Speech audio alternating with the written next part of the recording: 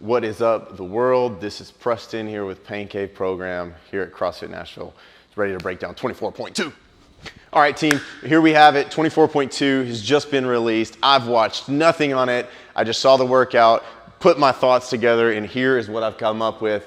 The workout, if you haven't seen it, is a 20-minute AMRAP of a 300-meter row, 10 deadlifts, 185 pounds for men, 125 pounds for women, and 50 double under, a 20-minute AMRAP. That's a long time to do fitness. So we're gonna talk about the optimum strategy for you and how to get the most reps you can out of this workout and optimize your potential as an athlete.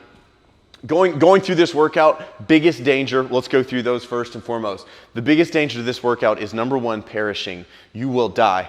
If you go out too hot, if you hang on too long, and you don't pace this one appropriately, you will die. And then you're gonna run into the second danger on this one, which is not pacing properly, and you're gonna start wasting time. You're gonna trip up on your rope, you're gonna have trouble getting your feet in and out of the foot pads on the rower. You're gonna be just fumbling with the bar, wasting time simply because you know that your legs aren't working properly, and you're looking for a little extra second. So that's gonna be danger number two. If I go out too hot, I'm gonna start wasting time, I'm gonna be losing reps as far as getting the most I can out of this workout. Then going through kind of the priorities after that, I would say the next thing is just managing your muscular fatigue.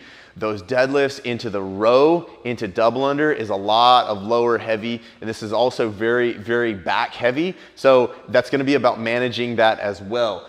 If I blow up my legs too much on the row, into the deadlifts, into the double unders, again, I'm gonna start tripping up, I'm gonna fumble with my bar, and I'm gonna lose more time as I do that. And then the last thing is managing your heart rate. If that double under is not a skill that we have consistently in our workouts, then we're really gonna have to focus on managing our heart rate there as well. So, talking strategy on this one. Best strategy for most when you're doing this workout is going to be using the row as a recovery tool. You're gonna row that as not slow, not fast, but as a pace that you could maintain and recover from the other two movements. If we look at time on target for these movements, you're gonna spend a lot more time on the row. Depending on who you are and how fast you go, roughly that row is going to take anywhere between a minute to a minute and 20, depending on how fast you row.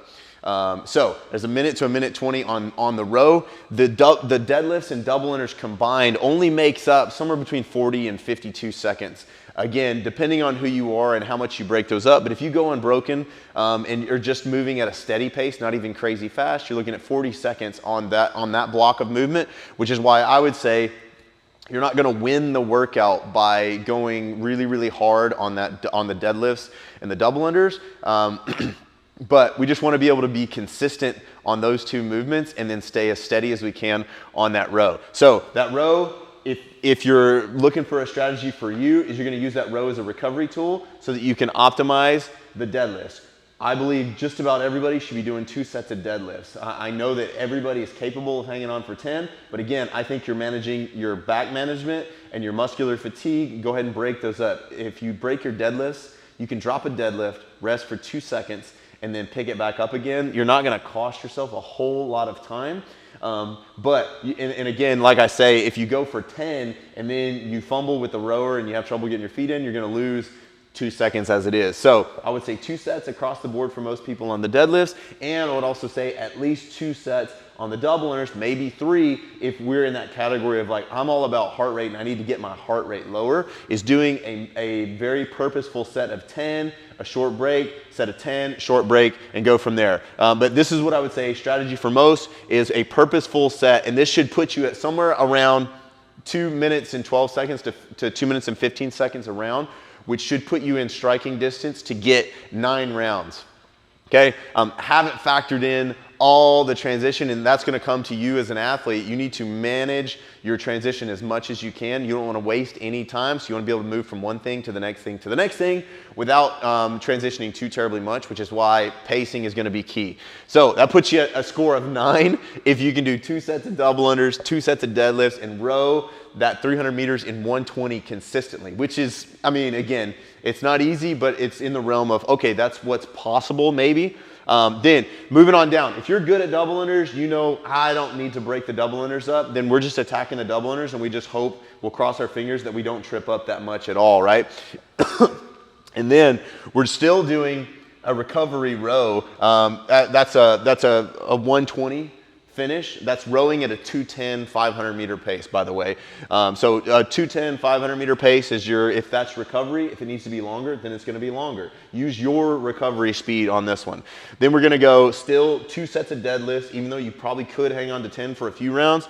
Go 2 sets so that you can stay consistent on this one. And then you're gonna go unbroken on your double unders. If you go unbroken on the double unders, 25 seconds.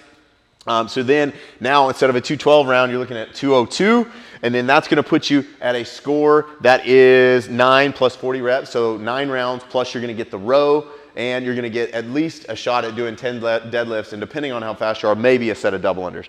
But there you go, that bumps you up to that 9. If you can hang on to your double unders, pace the row, do 2 sets of deadlifts. Then the last category, if you're looking to optimize your overall score in this one, you're generally well-rounded, good at fitness overall, then I would still recommend 2 sets on the deadlifts, because I think for most athletes, your back's gonna blow up pretty bad on this one.